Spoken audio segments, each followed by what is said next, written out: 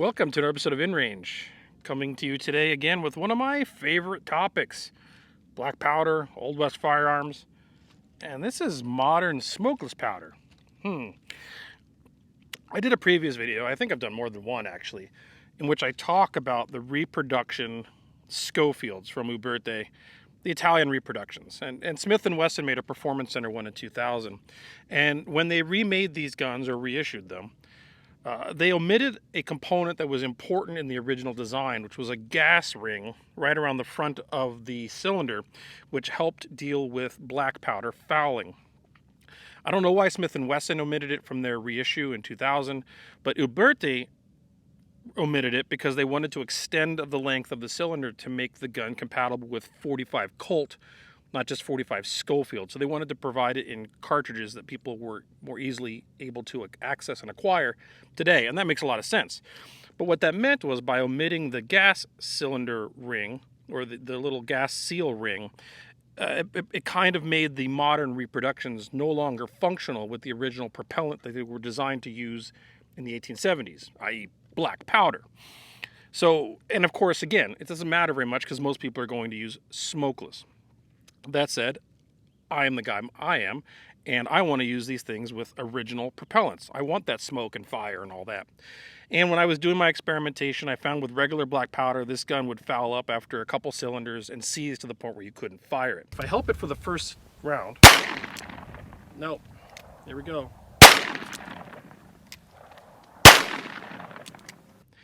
And I found I could get around it by using a really expensive black powder alternative called Blackhorn 209. Stuff costs like $1,000 an ounce. And it provided some smoke, but it wasn't the black powder experience. So what we're doing today is finding, hopefully, another solution to that problem. And that is duplex loading. So duplex loading is something that came about when black powder was high quality and smokeless powder was low quality. And now we deal in a world where, for the most part, smokeless powder is high quality and black powder is low quality. I know you can get really high-end black powder. I'm not saying that's not possible. But generally speaking, the black powder we have easily accessible to us now isn't the same quality of what they made in the 1870s, 80s, 1890s, etc. And when smokeless powder started becoming a thing, it wasn't there yet. And as is so often the case with competitive shooting, these guys found the way forward. So black powder produces all that smoke and the fouling that ultimately gems up a gun because it actually is a very inefficient propellant. It only partially burns and leaves behind a lot of solids and residue. And that smoke you see is unburnt propellant solids and residue, some of which goes into the air, some of which resides in the gun and gets on the cylinder pin and ultimately binds the gun eventually. Thus lubrication, etc. So black powder is not very efficient. Smokeless powder is far more efficient, and that's why there's less, if almost no smoke, because most of it burns up in the process of firing it.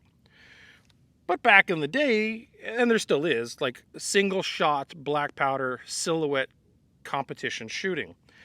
And somebody figured out that if they put a little bit of smokeless at the bottom of the cartridge and then filled the cartridge normally like they would with regular black powder, the way smokeless powder burns, whatever the word is, helps make black powder more efficient. So a lot of the leftover residue from the black powder burns more efficiently, leaving less fouling on the gun.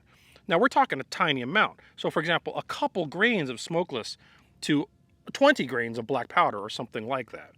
And that's what I'm doing here today. If that worked for those guys in a competition environment, will that work for my Schofield?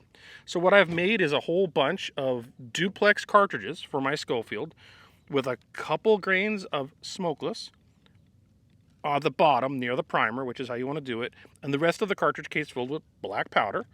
And what we're going to go do is test fire it with this Reproduction Uberte number 3 Schofield, second model. And I kind of suspect this might work. And if it does, that means this is the way to get your modern Schofield to work with black powder, real black powder, and not some weird alternative. Let's go see what happens. We're out here in the desert with my number 3 Schofield Reproduction from Uberte, and I've got a pocket full of shells. So what we're going to do here, these are all duplex loads, as I said. We're going to fire this multiple cylinders and see if it seizes up. If I get through like a bunch of rounds, I'm just going to stop, because at some point we'll consider this a success, right? We didn't get through very many when we did this with just black powder. So again, these are black powder duplex loads. So this is a small amount of smokeless and a bunch of black powder on top of that. So go ahead and load this up. I'll load all 6 because whatever, we're firing them right now. Close it, and here we go.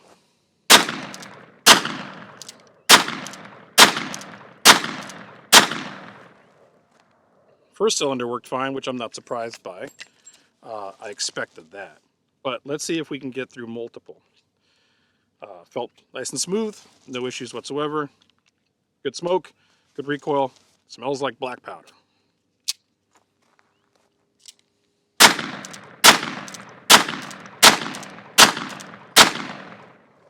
That's 2. Now remember, this is real black powder with just a little bit of smokeless underneath. That's all it takes, I think. This was my guess, and it seems to be working. That's all it takes to change the properties of how the black powder fouls the gun. And that's why they did this in the old days with those single shot guns.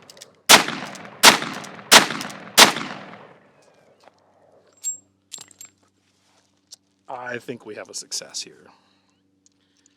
Was that 15? No, that was 6, 12. 12. This will be 18 rounds.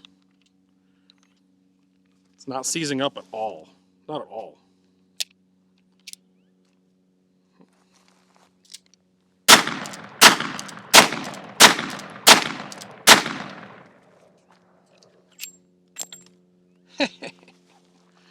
I am happy. So, a little bit more complex reloading process, but this allows me to use real black powder in my Schofield reproduction. This makes me a happy boy.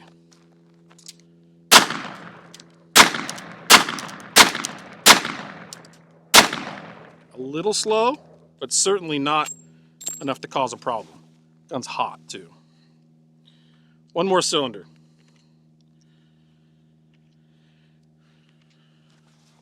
Most of you would never care to do this in the first place. I dropped one, so we're just going to go 5 at this point. Because most people would go with smokeless, but hey, I like the black powder, right?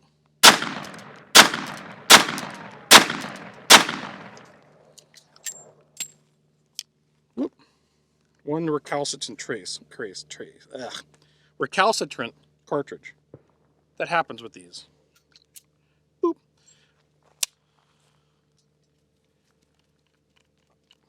And to still work. I could put more through it, but that's how much I brought. So guess what? Duplex Cartridges allows you to use black powder in your Reproduction Schofield. If you're a real black powder person, you'd understand how to go about making these. I'm not going to give you the exact brains. There's a liability issue there, and there's a YouTube issue, and there's a blah, blah, blah. But the history of Duplex Cartridges made me think maybe there's something to this in terms of how they used it to increase the performance of regular black powder, but also reduce the fouling. And that's all we're doing here, is we're not trying to increase the performance. What we're doing is reducing the fouling, which allows this gun to work even with the gas cylinder ring omitted from the reproduction design. This is awesome. Yay. So Blackhorn 209 works and duplex cartridges work as well, but then you're using real black powder. Hopefully you enjoyed this content. This is the kind of stuff we do here on InRange because we are a proactively demonetized channel. This video would probably be demonetized anyway, but I don't care because the channel is demonetized. Completely viewer supported by viewers like you. InRange, patreon.com/InRangeTV. Been doing that for 8+ years now, and I am appreciative of all of you keeping this channel alive and allowing us to do this kind of content that would otherwise never make it through the YouTube algorithm. Thank you for that. Thank you for watching. If you can support us, please do. If you can't, I understand. Subscribe, click the bell, won't help you, but share with your friends. If this is the kind of content you want to see out there, this is the kind of stuff you need to promote because the YouTube algorithm certainly will not. Thanks for watching. Stay tuned for more.